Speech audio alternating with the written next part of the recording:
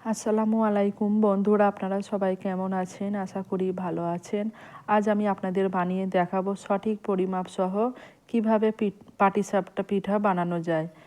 তো একটি পাত্রের মধ্যে আমি নিয়ে নিয়েছি 1 কাপ চালের আটা। এরপরে ওই কাপেরই আমি নিয়ে নিলাম 1/2 কাপ ময়দা। এরপরে এর মধ্যে দিয়ে দিয়েছি 4 চামচের 2 চামচ গুঁড়ো পাউডার দুধ, পরিমাণ মতো লবণ ও দিয়ে দিলাম চিনি, 4 চামচের 2 চামচ চিনি। তারপরে সমস্ত উপকরণটাকে ভালো করে মিশিয়ে নিলাম। এরপরে ওই কাপেরই 1 কাপ পানি এই আটার মধ্যে দিয়ে আমি একটা ব্যাটার রেডি করে নেব। তবে পানিটা একেবারেই বেশি দিয়ে দেবেন না, অল্প অল্প করে বারে দিতে থাকবেন ও এটাকে মাখতে থাকবেন।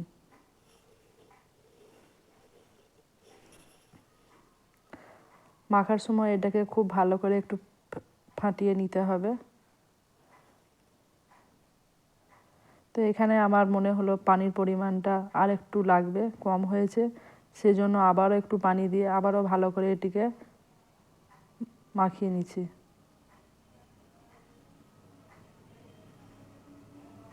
ব্যাটারটা এমনভাবে রেডি করতে হবে যেন না খুব পাতলাও হয়, আবার যেন না খুব ঘনও হয়, সেরকমভাবে আপনাদের রেডি করে নিতে হবে। তো এখানে ব্যাটারটা আমার রেডি হয়ে গেছে। ঠিক এরকমভাবে আপনারা ব্যাটারটাকে রেডি করবেন, দেখেই বুঝতে পারছেন। এদিকে একটা ফ্রাই প্যান চাপিয়ে খুব ভালো করে গরম করে নিয়েছি। গ্যাসের ফ্লেমটা একদমই বাড়ানোই আছে।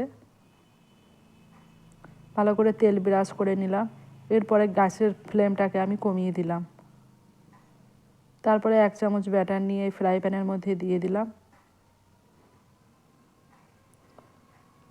এবং খুন্তির সাহায্যে একটু পাতলা করে দিলাম।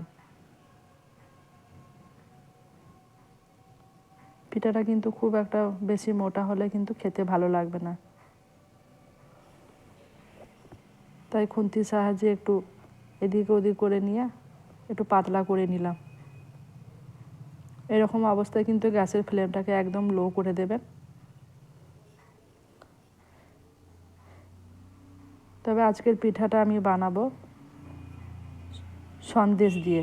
আপনারা চাইলে এখানে নারকেলের ছাইও ব্যবহার করতে পারেন।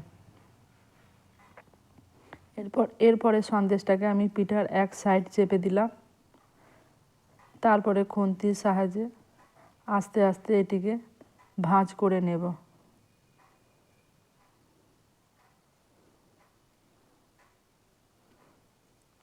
এখানে আমি একটা চামচও নিয়েছি, চামচও খুন্তির সাহায্যে এটাকে ভালো করে ভাঁজ করে নিলাম।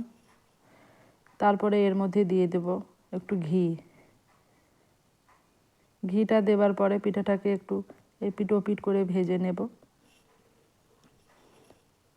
এবং ঘিটা দেবার ফলে পিঠের স্বাদটা কিন্তু আরও বেড়ে যায়। তো এখানে আমার একটা পাটিসাপটা পিঠা রেডি হয়ে গেছে। একই রকমভাবে আবারও একটা পিঠে রেডি করে নেব।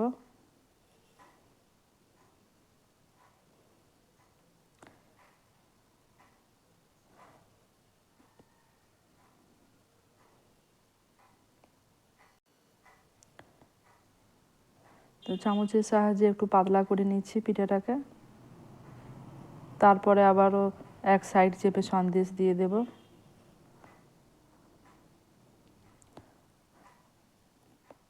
এই পিঠা বানানো যে এতটাই সোজা, আজকে আমার এই ভিডিওটা আপনারা না দেখলে বিশ্বাস করতে পারবেন না।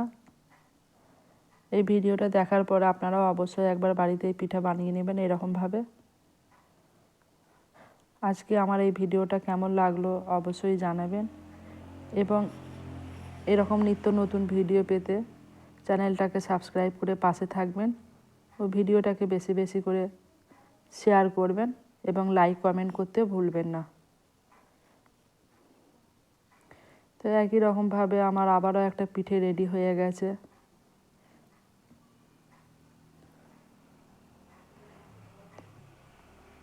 তবে এই পাটিসাপটা পিঠা কিন্তু বানানো একদমই সহজ। এবং খুব তাড়াতাড়ি হয়ে যায়। মাত্র কয়েক মিনিটের মধ্যে অনেকগুলো পিঠে হয়ে যায়। তো এখানে 1 কাপ আটার মধ্যে আমার প্রায় 5-6টা মতো পিঠা বানানো হয়েছে এবং খুব টাইমটাও অল্পই লেগেছে, ঝামেলাও একদমই কম। তো এইরকমভাবে আমি সমস্ত পিঠাগুলোই রেডি করে নিয়েছি। এরকমভাবে পিঠে বানিয়ে আপনি যাকেই খাওয়াবেন সে আপনার প্রশংসা না করে থাকতে পারবে না।